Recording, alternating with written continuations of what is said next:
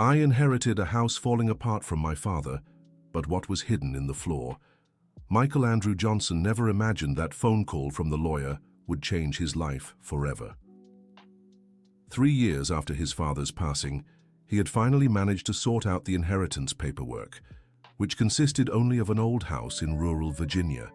The floorboard creaks under his feet as he steps into the living room. The hollow sound draws his attention to a plank that looks different from the others, darker and clearly loose. Without thinking too much, Michael crouches down and pulls hard. Oh my God. His hands tremble as he sees stacks upon stacks of old money carefully organized inside a hole dug into the floor. Yellowed bills, some still bearing the face of the president he remembered from childhood. His heart races as he mentally counts. There had to be at least $50,000 there, maybe more. Michael sits on the worn wooden floor trying to process what he's seeing. His father, Robert Johnson, had been a bricklayer his whole life. He always complained that money was tight, that nothing was left at the end of the month. During his childhood, Michael heard his parents argue about overdue bills, about food missing from the table. How did he manage to save all this? The question lingers in the air as he handles the bills. Some are held together by old rubber bands that crumble at the touch. Others are sorted by denomination, bundled into small stacks. The care with which everything was arranged shows it wasn't saved all at once, but over years. A knock at the door startles him. Michael quickly pushes the floorboards back into place and goes to answer. Outside, a white-haired woman smiles warmly. "You must be Robert's son, right? I'm Mrs. Anderson. I live next door.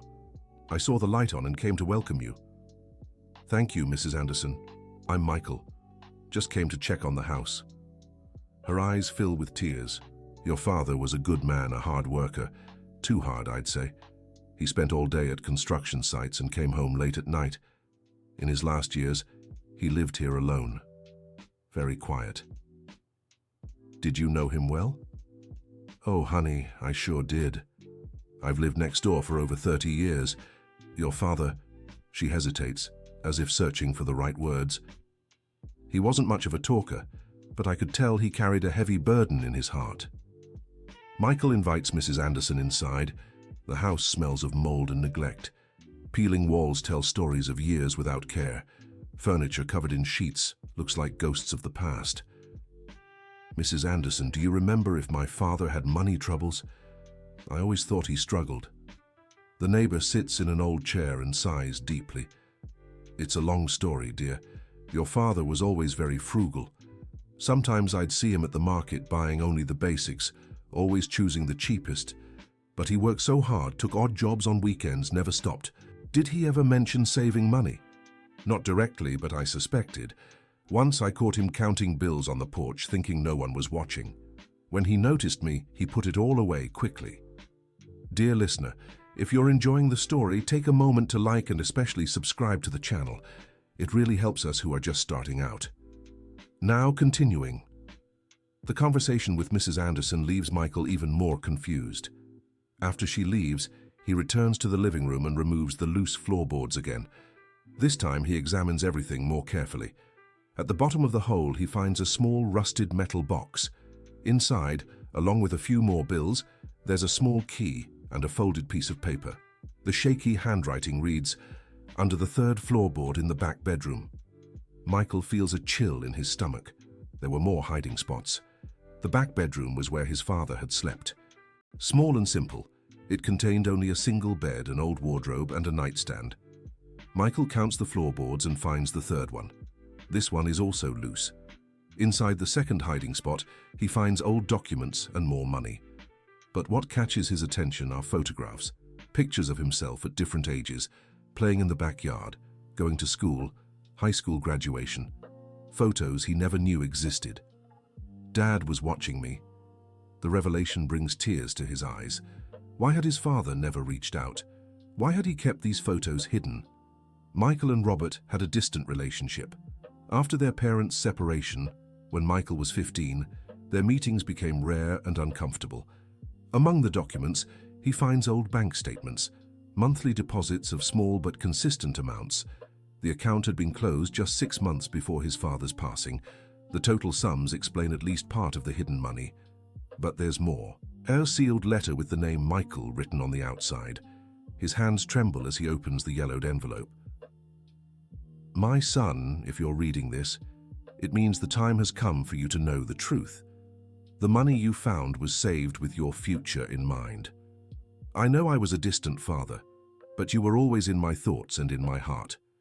There are things you need to know about our family, about why I had to stay away. The key you found opens a safe deposit box at the First National Bank in town. There you'll find more answers. Forgive this old man for not having the courage to tell you in person. With love, your father, Robert. Michael reads the letter 3 times before fully absorbing its contents. His father had planned this discovery.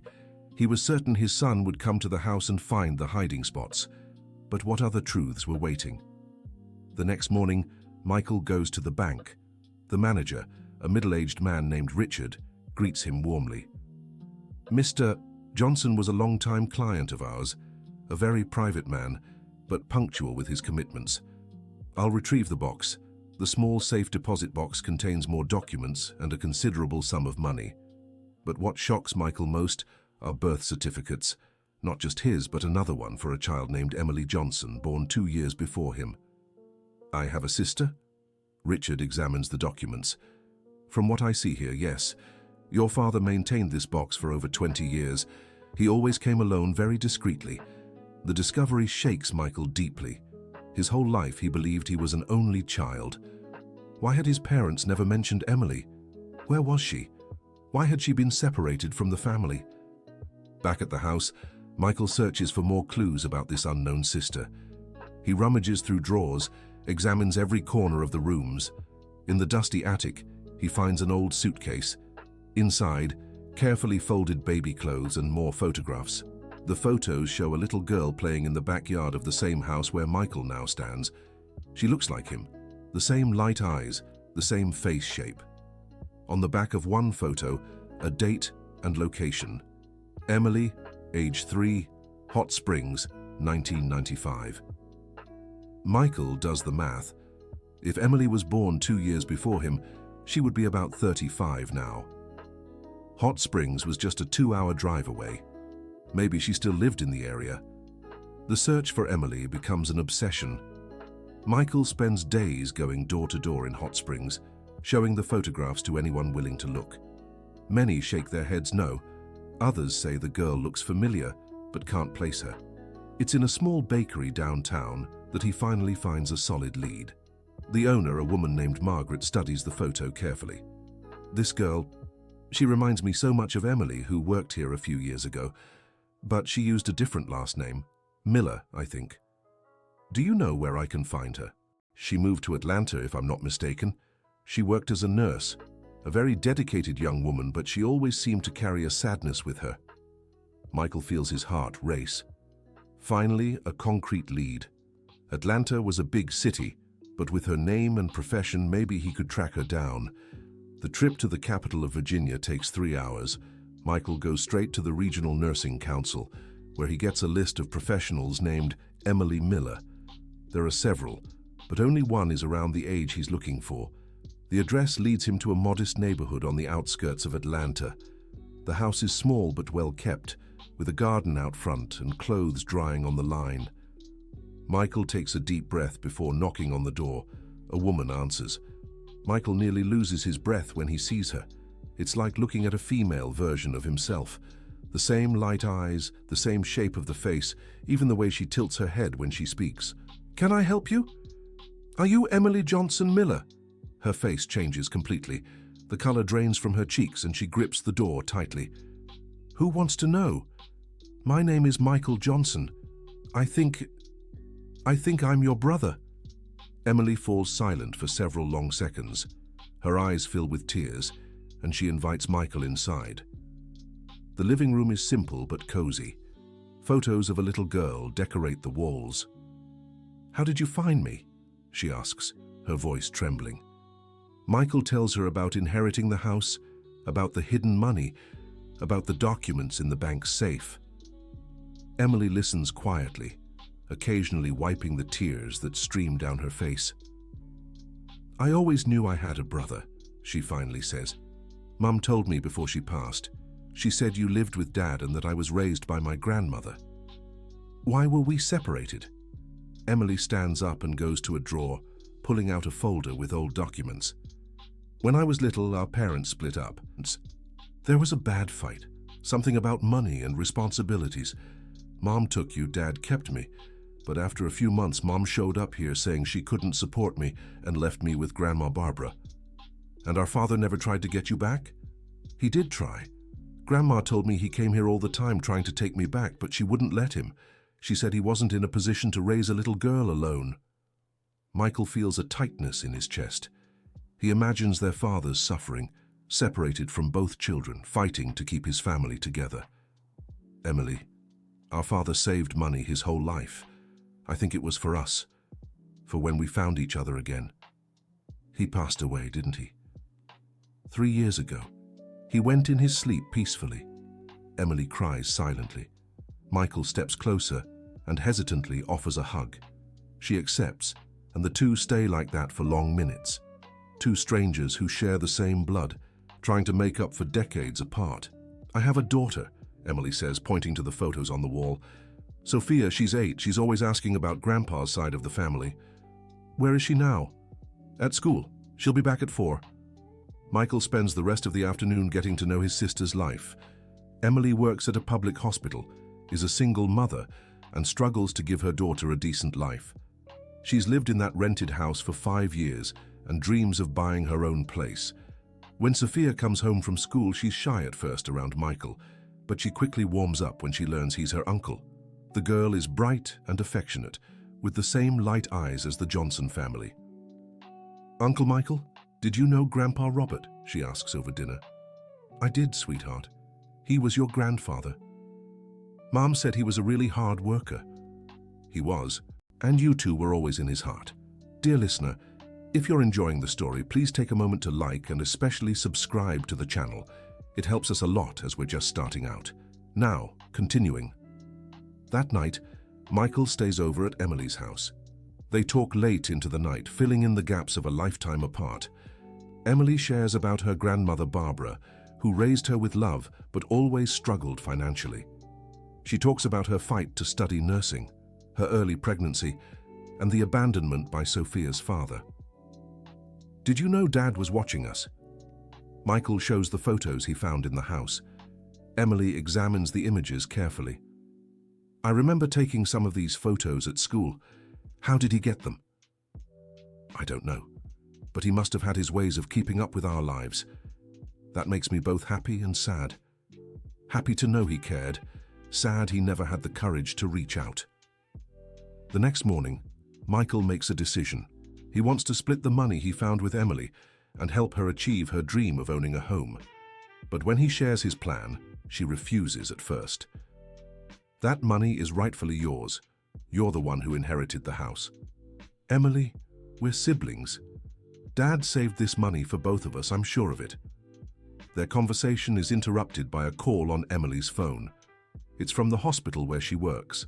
Her supervisor, Mrs. Williams, is feeling unwell and needs her to step in for an important surgery.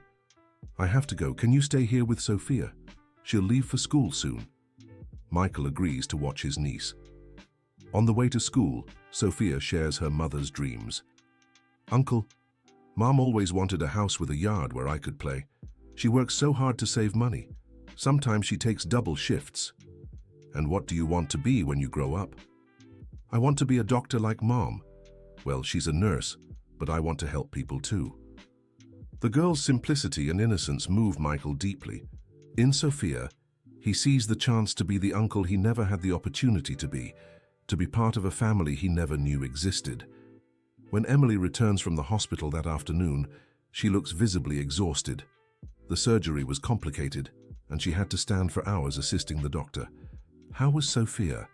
She's an amazing girl, so bright and sweet. Takes after the Johnson family. Emily smiles for the first time since they met. That evening, Michael convinces Emily to visit their father's house together. He wants to show her the hiding spots, the documents, everything he found. The trip back to the countryside is quiet, each lost in their own thoughts. When they arrive at the old house, Emily is overcome with emotion. She recognizes details from her childhood, the mango tree in the yard, the bedroom window where she used to sleep. It's just as I remember, only older. Michael shows her the hidden floor compartments, the documents in the safe, the photos stored in the attic. Emily cries when she sees the images of her childhood that her father had preserved so carefully. "He really loved us," she whispers. Yes, he did. In his own way, with the distance he thought was necessary, but he loved us. As they go through their father's belongings, they find more surprises. An old savings book in Emily's name as the beneficiary. Documents proving Robert had secretly paid for Sophia's private school. "My God, Michael, he was helping us financially and I never knew." "What do you mean?" "I always wondered how I could afford Sophia's school. The bill would arrive already paid. I thought it was some city program." The discovery that their father had secretly supported Emily's family leaves the siblings even more emotional. Robert had found a way to be present in their lives without exposing himself, without causing conflict with his ex-wife's family. During their exploration of the house, Emily finds something Michael hadn't noticed, a folder hidden inside the wardrobe. Inside it, letters. Many letters addressed to Emily and Michael, all written by their father over the years, but never sent. The letters tell the story of a man tormented by guilt. Robert wrote regularly to his children, sharing about his day, how much he missed them, and the dreams he had for the family's future. But he never had the courage to deliver the letters. "My dear Emily, today is your 15th birthday. I bought you a gift, but I don't know how to give it to you. Your grandmother doesn't like me being around and I don't want to cause trouble.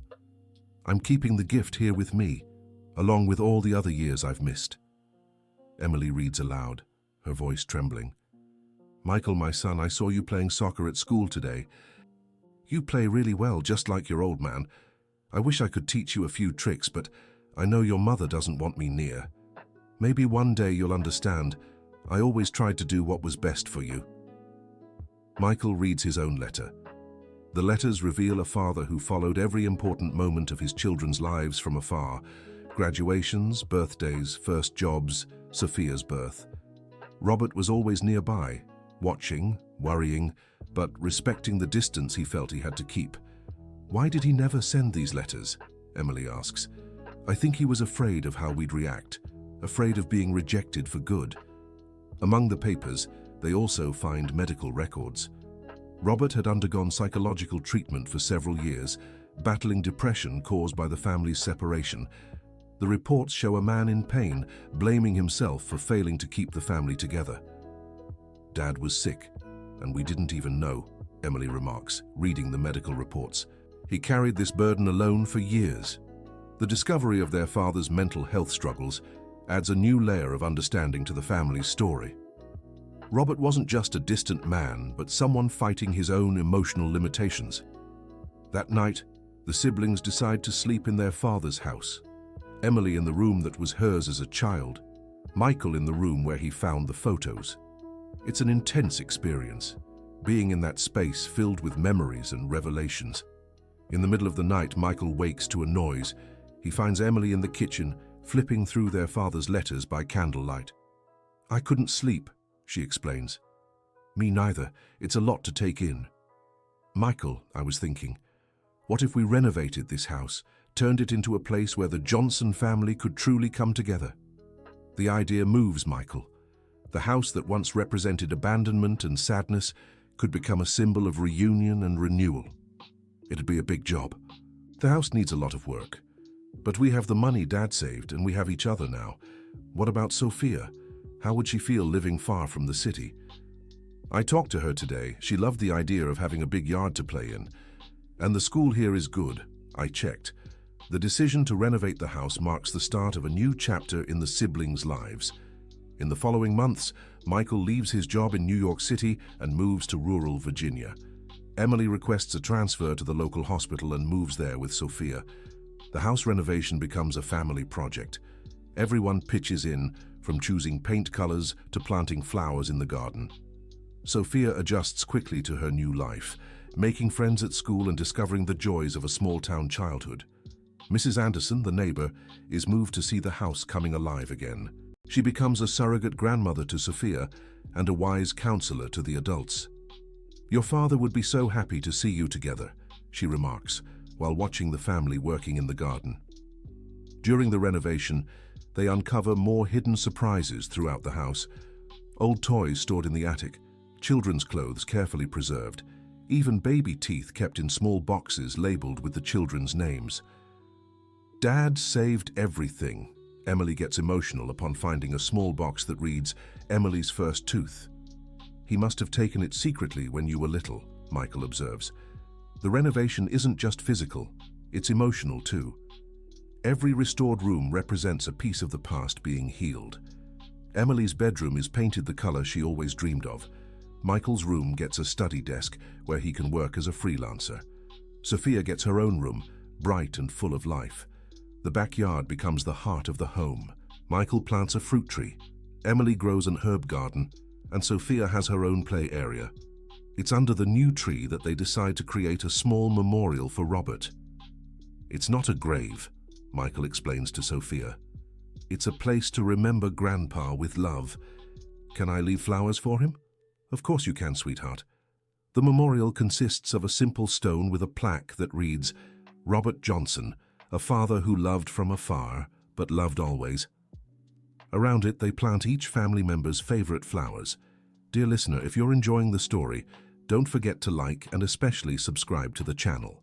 It helps us a lot as we're just starting out. Now, continuing, 6 months into the renovation, the house is unrecognizable. The peeling walls are gone, replaced by color and life. The kitchen was expanded to accommodate family meals. The living room now has a fireplace where they gather on cold nights. Emily lands a job at the local hospital and quickly adapts to her new routine. Michael works as a freelance financial consultant, helping small business owners in the area. Sophia excels at her new school and makes friends easily. But not everything is perfect. There are moments of struggle, arguments about money, adjusting to personality differences. Emily is more organized, Michael more spontaneous. Sometimes this leads to clashes. "You can't just decide to buy a new car without talking to me," Emily complains during one of these discussions. "It's my money too, Emily. I can decide how to spend it. But we're a family now. Decisions affect all of us."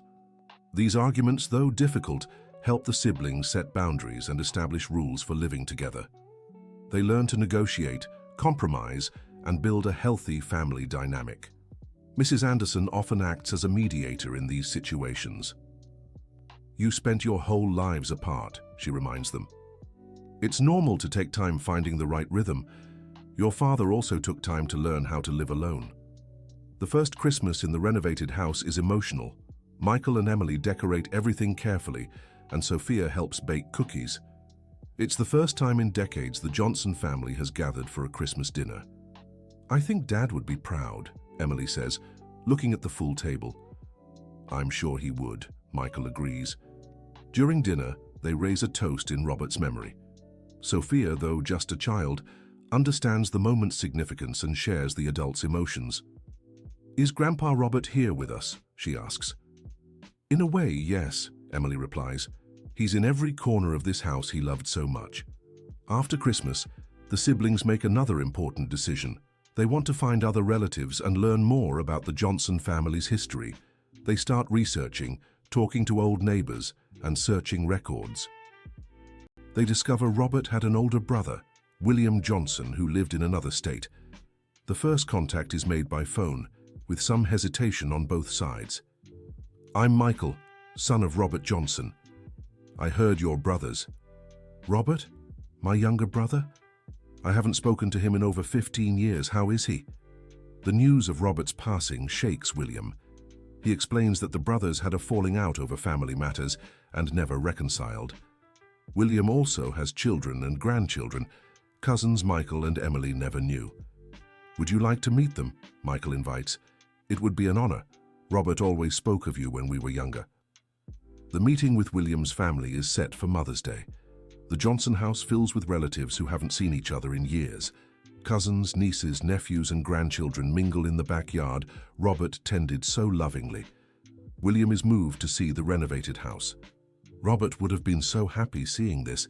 He always dreamed of having the family gathered here. "Why did you two fight?" Emily asks. "Grown-up nonsense, inheritance issues after our parents passed. Robert wanted me to help support you, but I was struggling financially too. We just drifted apart." The revelation that their disagreement was tied to caring for Michael and Emily adds another layer of understanding to the past. Robert carried the burden of raising his children alone, without family support. The family gathering becomes a tradition. Every year on Mother's Day, the Johnson family reunites at the house Robert left behind. Children play in the yard, adults chat on the porch, all connected by bonds that time and circumstances tried to break. Sophia becomes the center of attention at these reunions. Her joy and spontaneity light up the room. She calls William Grandpa William and refers to her cousins as uncles, weaving family ties that transcend years of separation. "Uncle Michael, tell the story about how you found Grandpa Robert's money," she requests during one gathering. Michael tells the story once more, always with fresh emotion. Finding the money was just the beginning of a much larger journey, reuniting their family. Over the months, life in the house settles into a comforting routine. Michael wakes early to tend the garden before work. Emily prepares coffee for the family before heading to the hospital. Sophia helps with chores and studies diligently. Evenings are for family, watching movies, playing cards, sharing stories. It's a simplicity none of them had ever fully known before. "You know what?" Emily remarks one evening. "I've never been as happy as I am now." "Me neither," Michael agrees. "Funny how finding that money led us to something even more valuable." "What, Uncle?" Sophia asks. "Our family, kiddo. Our family." Discovering the money Robert had hidden allowed them not only to renovate the house but also to rebuild their family bonds. The money mattered, but it was secondary to what truly counted: the love that had always been there, even at a distance. During their second year in the renovated house, new challenges arise. Emily receives an offer to work at a larger hospital in Atlanta, with better pay. Michael is invited to become a partner at a consulting firm in New York City. "These are opportunities we can't ignore," Emily considers, "but it would mean separating again," Michael points out. "Not necessarily. We can keep the house as our family's meeting place, our home base." The discussion continues for weeks. Mrs. Anderson listens and offers her wisdom. "You don't have to live under the same roof to be a family," she advises. "What matters is keeping your hearts connected." Sophia, now 9, also joins the family discussions. "I like living here, but I understand you both need to work. Can't we still spend weekends here together?" The solution they found was a family agreement. Emily accepts the job in Atlanta, but keeps the countryside house as her official residence. Michael agrees to the partnership in New York City, but also maintains his base at his father's house. Sophia studies in Atlanta during the week and spends weekends at the family home. The new dynamic requires organization, but it works well.